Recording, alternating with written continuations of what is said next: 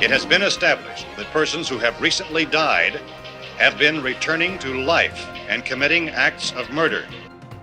Our news cameras have just returned, so now let's go to the dead report. Here's Jason Morales with the Dead Games Report. Hey, this is Jason Morales with the Dead Report, and today I am reviewing Endless Zombie Rampage, a flash game by Disease Productions. You can find it on crazymonkeygames.com. Endless Zombie Rampage is a top-down shooter. It follows in the tradition of Robotron and Smash TV, where you have an overhead view of your character and basically just fight off endless hordes of creatures, in this case zombies, of course. The game features 22 different weapons, 6 different power-ups, and 3 different modes. The primary mode that you're going to see is Defense Mode. In Defense Mode, the game is broken up into hours and days.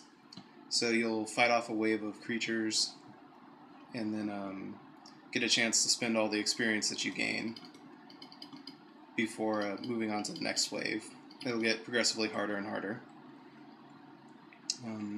The game boasts a pretty wide variety of zombies that you're going to be fighting against, although a lot of them will just kind of be different colors and different speeds, take different number of shots to kill. There's not a huge variety in what they actually look like.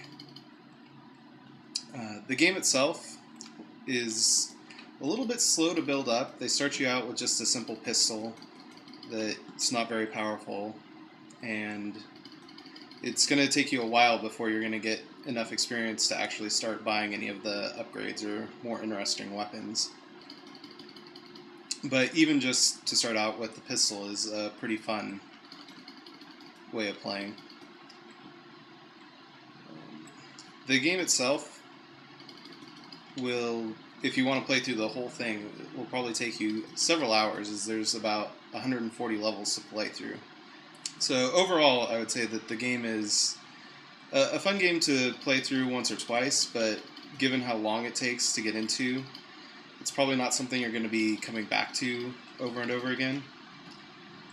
Although it does have a save feature, which will let you sort of spread out your playing to several different sessions if you want to go the long haul and try and get through the whole thing.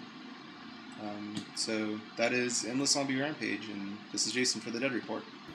Dead Report correspondent James Dion from the Resisti Journal sent us this report on Dawn of the Dead 2004 versus Dawn of the Dead 1979.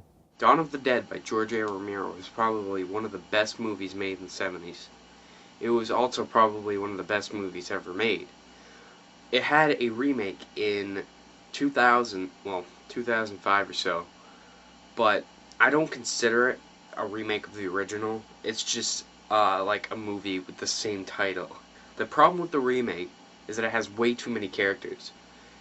In like 20 minutes it'll have like 12, and then it'll go down to 4 again later on. The original just had 4 characters, 2 SWAT people, a helicopter pilot, and some chick who gets pregnant that we just kind of find out. And I mean, the character development in the old version was well done. All the characters were like well presented and such, but in the remake that's kind of hard to do because you have so many characters and they just get killed off so easily. They're too fast. They just make you feel like there's a 28 Days Later kind of feel to it, and people seem to like 28 Days Later, but there's the genre of zombie people who love the older versions because they were slow, they were menacing, but they were in numbers. They weren't so horrifically fast all the time. I mean, there's this one scene in Dawn of the Dead where Fran is trying to escape from this one zombie that looks like a monk or something with a tambourine. And she's getting up, but she climbs like a slow wuss up this little ladder. And he's just coming, and he's so slow. He takes his moments to get there. But it kind of leaves you on the edge of the seat thinking, what's going to happen? Because I almost wondered, even though, you know, I knew she was probably just going to get out, it just leaves you wondering, what's going to happen?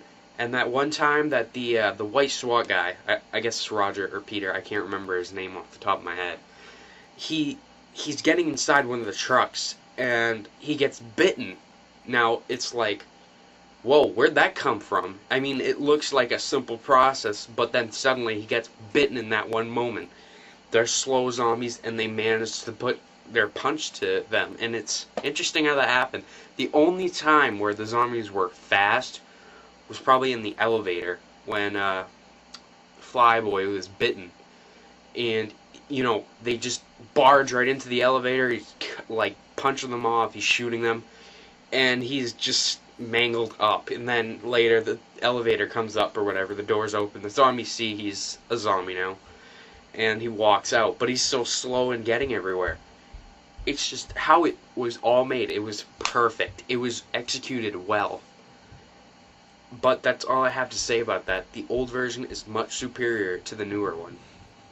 If you'd like to subscribe to our podcast, you can do so in iTunes under podcast.thedeadreport.com. If you have a segment you'd like aired on The Dead Report, or if you're a blogger with the guts to stick a webcam in your face and talk about zombies, send us a link to producer@thedeadreport.com. I'd like to thank all of our contributors tonight for The Dead Report. Good shot, and that's another one for the fire. Good shot. Okay, he's dead. Let's go get him. That's another one for the fire.